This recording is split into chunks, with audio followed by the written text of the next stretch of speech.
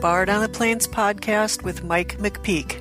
It's about stories, mine and yours.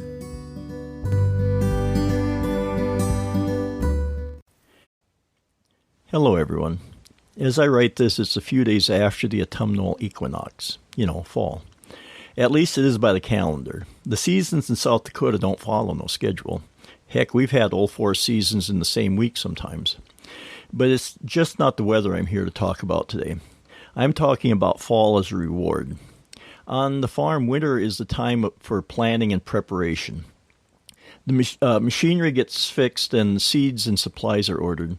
The livestock are tended to and prepared for the upcoming lambing or calving seasons. We've just come off the holiday seasons of Thanksgiving, Christmas, and New Year's. These celebrations all serve a very important purpose in rural communities. Thanksgiving reminds us to be thankful for all that we've received over the past year and a reminder of all the hard work it took to get there. To take nothing for granted and no matter how good or bad a year went, always celebrate the fact that you made it through and you're able to try again. Christmas is a time for family who you may not have spent a lot of time with the rest of the year because of all the work that you've been doing. To get together with people you don't see often, to reminisce about the good old days, all the experiences you've had, and to remember the ones no longer with you. You do all this so you know that the work you've done is worth it. New Year's is about hope in the future. It gives a person a chance to look back at the year gone by and reflect on all that has happened, to celebrate all that has gone right and think about how to do things differently to correct what has gone wrong. It also gives us a chance to fortify and prepare ourselves for the work we know that is to come. In the spring, farmers work hard to plant seeds or tend to the lambs and calves. Long hours are spent with the animals, helping to bring new life into the world. Most of the time you are successful, but sometimes you're not. Even though it's happened many times before, and you're sure it will happen again, it still tugs at your heart a little bit every time a lamb or a calf dies.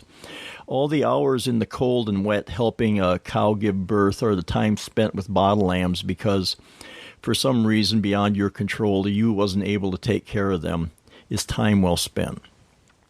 When it finally warms up and dries off, usually not as early as you had hoped for, spring planting will start. Getting the ground tilled and prepared was hard work. You had to pick rocks so that the equipment wasn't damaged, which led to costly and time-consuming repairs. Most of the time, rock picking was done by hand. Lifting and moving all those rocks was serious but necessary work, even though it was a pain in the neck, not to mention the back, the legs, and the feet. Trying to get seeds in the ground in between rain showers or even snowstorms is always a challenge.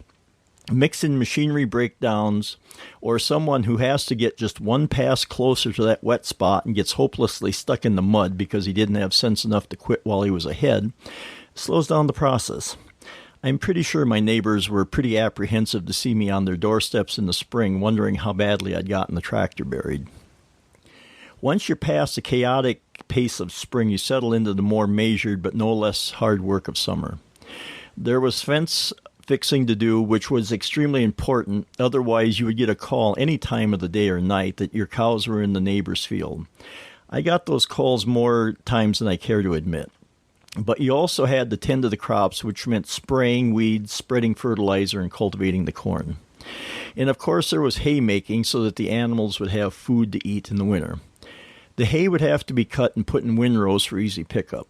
The way we made hay was to stack it. This meant pushing hay into ever-increasingly bigger piles and shaping them so that the water would roll off so the hay would stay dry and not rot. This meant a lot of work. You would have to get out there early in the morning while the dew was on the grass to keep the leaves from falling off because that's where the nutrients were. We would start pushing hay, or as we called it, bucking, into piles. Once we had enough piles done, they would have to be pushed together in a stack frame and then more hay put on top and shaped into a dome. Someone would have to get into the frame to spread it around and pack it in. Interspersed amongst all that, we would have to get the animals from pasture to pasture so the grass wasn't overgrazed and damaged. Our pastures were close enough together so we would herd the animals to the next one. Sometimes this meant taking them down the road. Before we'd start moving them, we would have to go down the route we were planning to take and make sure all the gates were closed. But there were places where there weren't any fences, so we'd just have to keep the herd moving so they wouldn't have an opportunity to wander off the road and get into the field. Once the gates were closed, we would start the move. Sometimes the animals were anxious, but other times they'd have to be rounded up and headed out the gate. Once they were on the road, you had to stay vigilant. The best thing to do was always keep them moving and never let them stop. If you did, they would wander off in directions you didn't want them to go. You would get the cattle to the next pasture and then move on to the next job. By the time all this work was done, we would be in the fall. Not by the calendar, but by virtue of the fact that it was harvest season. It would start with small grains and then move into silage harvest. Silage making is the process of chopping up the whole corn plant and putting it in a silo or a big pile to ferment. If the silage was put into a pile, it had to be packed thoroughly so that the pockets of air in it would be forced out so it wouldn't rot. This meant once a wagon was unloaded, it would have to be spread around and then packed by driving a tractor over it repeatedly to compress it and drive out the air. Once you had made all the silage you needed, the whole pile was covered in plastic to make sure that it fermented properly. This process would preserve it so that you would have feed in addition to hay to feed the cattle in the winter. From there, it would go to the harvesting of the remainder of the corn for grain, either to be sold or used as feed for animals in the winter. The last of the harvest routine that was to be completed was the animals. Once the pastures had dried up and gone dormant for the year, we would sell off the lambs and the calves as feeders. We would let others finish the process because we never had the facilities to raise them up to market standards. Also, if a garden was planted, all the fruits and vegetables would have to be preserved somehow, either by canning, pickling, freezing, or drying. A calf would probably be slaughtered and put in the freezer. So as I said when I started this, fall is the reward you get for all the hard work you've put in over the last year. There are crops to sell for cash and food to be stored and eaten over the upcoming year. And as I write that, I realize that I'm in the fall of my life. I spent the time as a child learning and gathering knowledge. From there, I moved on to growing a career to support myself, and then meeting someone to spend my life with, and then having kids.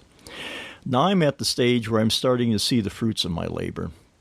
I can look at all the jobs that I've done and know that I've contributed something to growing the community. I can look at my wife and think about all the times that we've had, both good and bad, and know that we've made each other stronger for the effort. I can look at my kids with pride and know that they are making their own lives and contributing to the advancement of society. And I know there are still crops to be harvested yet. Retirement is still a ways off yet.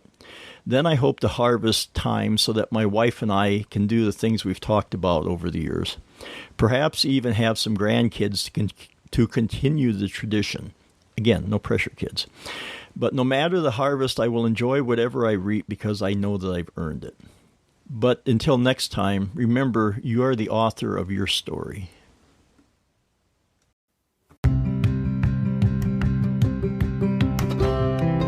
If you have a story you'd like to tell, contact Mike on Twitter at BardOnThePlains or by email at bardontheplains@gmail.com.